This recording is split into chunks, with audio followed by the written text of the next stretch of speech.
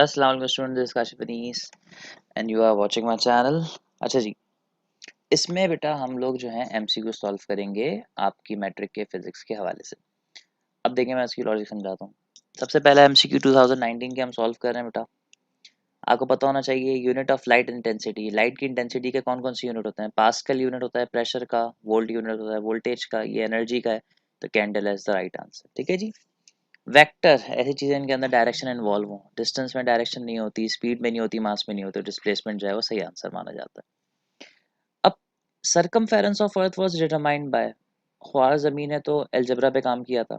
याकूब अल किंदी ने जो है स्पेसिफिक ग्रेविटी पे काम किया था। अच्छा, इब्न अल हैथम ने जो लाइट पे काम किया था। अल बैरूनी जो थे उन्होंने जो है मेडिकल में और अर्थ की सरकमफेरेंस मालूम करने में हमारी हेल्प की थी। तो Al Biruni is the right answer.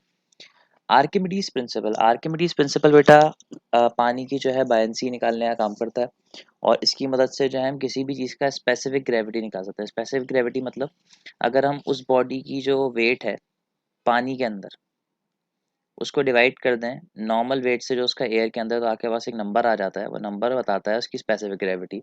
इसका मतलब कि उसका भारीपन जो है वो कितना ज़्यादा है या कितना कम है। ठीक है जी। तो इस तरीके से सारा जो है काम किया जाता है। तो ये स्पेसिफिक ग्रेविटी आगे भी ने बताई थी। कॉनकेव लेंस, कॉनकेव लेंस बेटा ये होता है, इसे कहते हैं कॉनकेव लेंस। इस तरह का जो होता है जो कि लाइट को डाइवर्ज करवा देता है।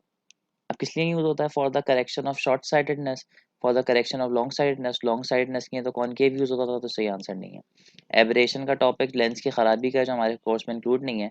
क्लियर इमेज इससे कभी नहीं मिलती क्योंकि ये डाइवर्जिंग लेंस छोटी इमेज बनाता है। तो सही आंसर जो है वो है जिनकी दूर की निगाह खराब होती है उनकी निगाह को सही करने के लिए लेंस यूज किया जाता है।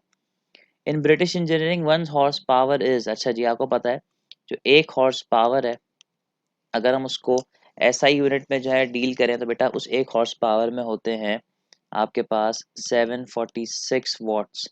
लेकिन अगर उसको फिट पाउंड इनटू सेकंड में डील करें तो उसमें होते हैं 550। तो ये आंसर जो है माना जाएगा सही। ठीक है जी।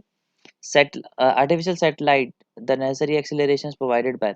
आर्टिफिशियल सैटेलाइट्स बेसिकली क्या होती हैं? आर्टिफिशियल सैटेलाइट बेटा वो होती हैं जो अर्थ के अराउंड जो है रिवॉल्व करती हैं।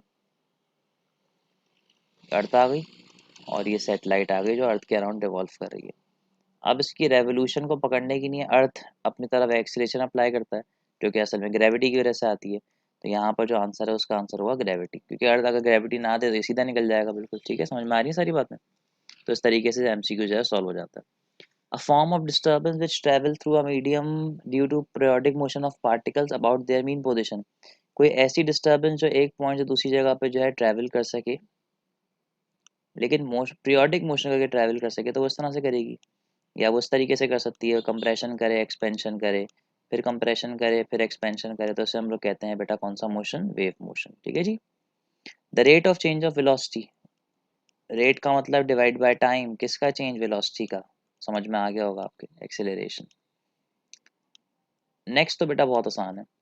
आपको कुछ रेजिस्टेंस गिवन दी हुई है, कुछ करंट गिवन दिया, वोल्टेज पूछा है, ओम्स लॉ अप्लाई कर दीजिएगा, आंसर आ जाएगा इंशाल्लाह आपका।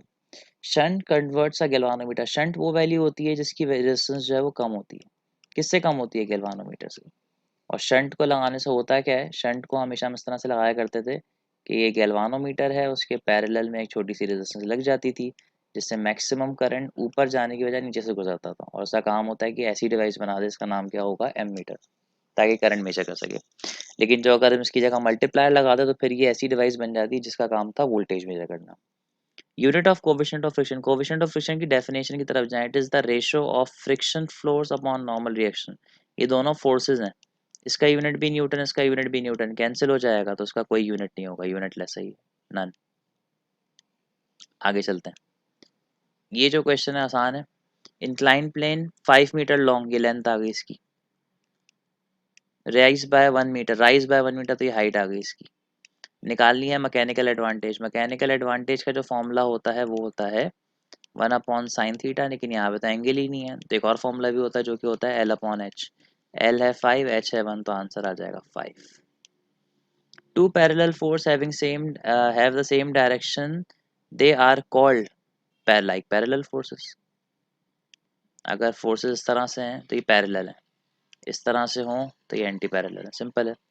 The temperature of a substance changes from -20 to 20 then the change in temperature and Kelvin scale will be. अच्छा जी, आप हमेशा एक बात याद रखें, आप डेल्टा टी चाहे डायरेक्टली डिग्री सेंटीग्रेड में निकाल दें या टेम्परेचर्स को पहले केल्विन में कन्वर्ट करें फिर उसका डिग्री सेंटीग्रेड निकालें, दोनों का डेल्टा टी सेम आता है। मैं करके दिखा देता हूँ। ये -20 और ये +20 है। अगर इस -20 में 273 ऐड करूँ, लेट्स सपोज को मैं कर लेता हूँ, ये -20 है और T2 जो है वो है बेटा +20 है आपका, ठीक है जी। अब अगर मैं इसको केल्विन में कन्वर्ट कर दूं तो ये बन जाएगा 273 में से जब 20 चले जाएंगे तो कितना बन जाएगा आपके पास, ये बन जाएगा 253। और अगर इसमें फॉर एग्जांपल ऐड करें 73 तो ये बन जाएगा 293, ठीक है 293। अगर मैं इसका डिफरेंस निकालूं, डिफरेंस कैसे निकालेंगे, 20 माइनस -20, तो माइनस माइनस प्लस हो जाएगा, 20 ऐड होकर आंसर कितना बना देंगे 40। और अब अगर आप इस 293 में से 253 को माइनस करें तो भी डिफरेंस कितने का आएगा, 40। तो आप किसी में भी कन्वर्ट कर लें, अगर आप डेल्टा टी निकाल लें तो उस वक्त टेम्परेचर आपका जो है केल्विन में हो या डिग्री सेंटीग्रेड में, उससे कोई फर्क नहीं पड़ता, लेकिन सिर्फ डेल्टा टी की नहीं बेटा।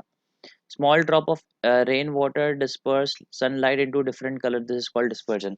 लाइट का, क्योंकि वाटर के जो ड्रॉपलेट्स होते हैं जब वो लाइट को अपने अंदर से पास कराते हैं बेटा, तो वो बिल्कुल एक प्रिज्म की तरह से काम करने लगते हैं, उनमें से लाइट आके जो है हर डायरेक्शन में डिस्ट्रीब्यूट हो जाती है। तो आपको यहाँ पे एक रेनबो बनता हुआ दिखता है, रेनबो बनता हुआ दिखता है, इसको कहते हैं डिस्पर्जन। एम्पलीफिकेशन, एम्पलीफिकेशन एक ऐसी प्रोसेस होती है जिसमें हम इनपुट कम आवाज़ को या कम चीज़ को बड़े एम्पलीट्यूड के साथ ज़्यादा में कन्वर्ट कर देते हैं, और ये काम करता है ट्रांजिस्टर, ठीक है जी। Image form by a plane mirror, अच्छा जी इसको समझ लेते हैं। प्लेन मिरर के अंदर कहानी कुछ इस तरह से होती थी, ये आपका एक प्लेन मिरर होता था जिसकी सरफेसेस की एक तरफ पॉलिश होती थी और एक तरफ जो है अल्लाह को अल्लाह करे लाइट गिरती थी। अब होता है इसमें कुछ इस तरह से था बेटा कि लाइट आती थी, रिफ्लेक्ट होके वापस, लाइट आती थी, रिफ्लेक्ट होके वापस, इस तरह से। अच्छा, हम अगर यहाँ से बैठ के देख रहे हैं तो मैंने आपसे कहा था कि जब भी लाइट रेज जो है डाइवर्ज हुआ करें, तो आप हमेशा सपोज किया करें कि अगर लाइट रेज आपकी तरफ आते हुए डाइवर्ज हो रही है, तो अगर आप इनको ऊपर की तरफ ले जाएं तो ये ऊपर ऐसा लगता है कभी ना कभी मिलेंगी, और जहाँ पर भी ये मिलेंगी बेटा वहाँ पर जो है इनका इमेज बन जाता है। आप देखेंगे लाइट रेज खुद नहीं मिली बल्कि मैंने वर्चुअली मिलाया, तभी इसकी इमेज कौन सी बनती है, वर्चुअल। और वर्चुअल इमेज बिल्कुल डायरेक्ट होती है, मतलब ऑब्जेक्ट सीधा है तो इमेज भी सीधी बनेगी। Which of the following is more penetrating, alpha, beta या गामा।